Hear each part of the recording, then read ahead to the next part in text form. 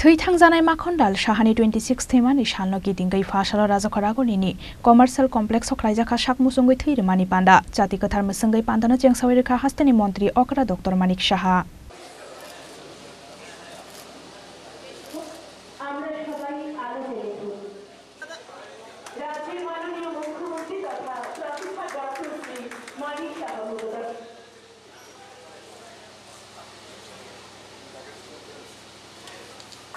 थै थांजानाय माखनलाल साहानि 26 थैमानि सालनो गिदिंगै Fasal राजाखरागुलिनि commercial complex खख्लायजाखा साकमुसुंगै थैरमानि पान्दा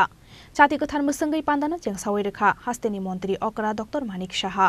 पान्दाव हास्तेनि मन्त्री अकरा डक्टर मानिक साहानो गारिबो मानजाखा थै थांजानाय माखनलाल साहानि बोसाजिला रतन साहा तै एएमसी नि मेयर दीपक मजुमदारनो खबै गुबुन अजमारक आबन यागुलो थै थांजानाय माखनलाल साहानि मांप्लिओ खुम्बगै बरम याफारका हास्तेनि मन्त्री अकरा डक्टर मानिक साहानो खबै पान्दाव मानजाकनाय गुबुन नारवायरक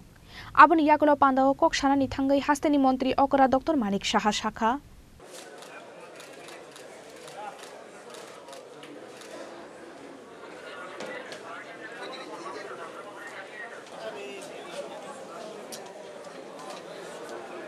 আমরা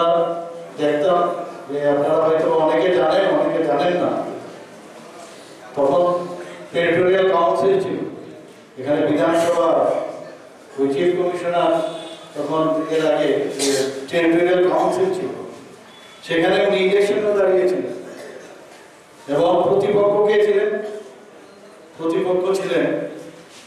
আমাদের প্রাক্তন মুখ্যমন্ত্রী সুকুমার সেনগুপ্তের এগেইনস্টে উনি দাঁড়িয়েছিলেন নির্দল হয়ে আমরাও একেবারেই ছোট আমরাও বেরিয়েছি তো সেই কথাগুলো এখন মনে পড়ছে অনেকে বলে যে আপনি তো পলিটিক্স কোনদিন করেননি তো আপনি কি করে পলিটিক্স আমার মনে আছে এবং খুব অল্প ভোটে আপনারা শুনে অবাক হবেন খুব অল্প ভোটে উনি গেছেন তো যাই হোক যখন রাজনীতিতে আর বেশি এগুলোর না তারপরে কিন্তু ব্যবসাটা একদিক দিয়ে ভালো হলো আসলে ওই রাজনীতি করার ফলে পরবর্তী সময় হয়তো আমরা রাজনীতিবিদ হতাম না যাই হতাম কিন্তু উনি তখন ব্যবসার দিকে মনোযোগ একটা সেলফ মেড বলতে যা বোঝায় সেলফ মেড পার্সন খুব অল্প বয়সে ওনার বাবা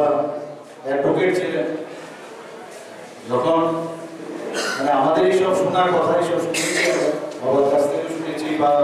আমাদের ফ্যামিলির অন্যান্য যারা আছেন তাদের কাছ থেকে শুনেছি যে যখন আর্গুমেন্ট করতে যাচ্ছিলেন কোর্টের মধ্যে তখনই হার্ট অ্যাটাক হয়ে মারা গেছেন এবং পরবর্তী সময়ে উনি যখন গান্ধীজির আহ্বানে উনি জেলও কেটেছেন তো জেল কাটার উনি এক ছেলে এবং ওনার এক বোনের এক বোন আর মা তো ওনার আমাদের শোনার কথা ওনাকে জেলার জিজ্ঞেস করছিল যে এখানে তুমি জেলের মধ্যে আছো তোমার তো বোন এবং মা খেতে পারছে না বাড়িতে কিসের জন্য তুমি বললাম আমি দেশমাতৃকার কারণে আমি দেশের মান জন্য আমি কাজ বলে তোমার মাই খেতে পারছে না তোমার বোন খেতে পারছে না এসব কথার আমি মানে এগুলো এখন মনে পড়ছে তো যাই হোক জেলের থেকে যাওয়ার পরে খুব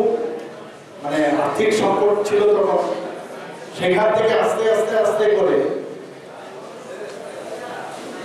তখন ছিল মানে পার্টিশনের আগে তখন তো সবই ভারতবর্ষ ছিল সেই জায়গার মধ্যে দাঁড়িয়ে নিজেকে খুবই মানে ছোট কাজ থেকে ছোট আজকে আমরা মোদিজিকে আমরা বলি যে একটা চাইওয়ালার বাড়ির লোক চা বিক্রি করতে সেখান থেকে আজকে মোদি দিয়েছে সেই কথাটাই বলছি যে কেউ যদি যখন যে জায়গায় চিন্তা করে যে আমি এই জিনিসটা আমার ডেস্টিনেশন যদি ঠিক থাকে তাহলে সেটা পসিবল না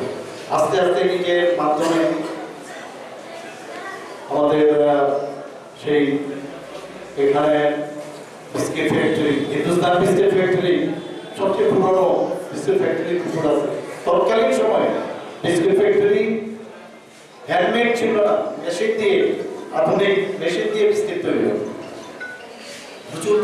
করতো, প্রায় 200 থেকে 250 লোক কাজ করতো। মেয়ে লোকরাও কাজ করতো, ওই অনেকে প্যাকেটিং করতো ওইসব জায়গায়, মানে সব মিলিয়ে প্রায় 400-500 লোক কাজ করতো। তৎকালীন সময় আমরা দেখেছি আজকে মালিক শ্রমিকের যে সম্পর্ক আমরা তখনই দেখেছি। ওইসব শ্রমিকরা ইয়ারলি 1 থেকে 2 বার খাওয়া দাওয়া সব ওই ফ্যাক্টরিতে হতো। লজেস ফ্যাক্টরি ছিল, গালমোটের ফ্যাক্টরি ছিল, সাবানের ফ্যাক্টরি ছিল, সব মিলিয়ে সেখানে ওরা ড্রামা কম্পিটিশন হতো, বিভিন্ন সাংস্কৃতিক অনুষ্ঠান হতো তৎকালীন সময়। এবং যে মাঝখানে আমাদের মনে আছে যে চারানা দেওয়া হতো, চারানা তৎকালীন সময় চারানা যে টিফিন পাওয়া, যে মাঝখানে লেজার সবাই সুবিধা শান্তিতে সবাই ছিল, কোনো অসুবিধা ছিল না, ভালো ছিল। পান্দানি পাইথাগো ব্লাড डनेशन केम्प बेरायनायखा हास्तिनि मन्त्री अक्रा डक्टर मानिक साहानो खबै पान्दाव मानजाकनाय गुबुन नारवायरक राजा खरागुलिनि सिमि प्रणबनि कक्थुम चिनि खरां।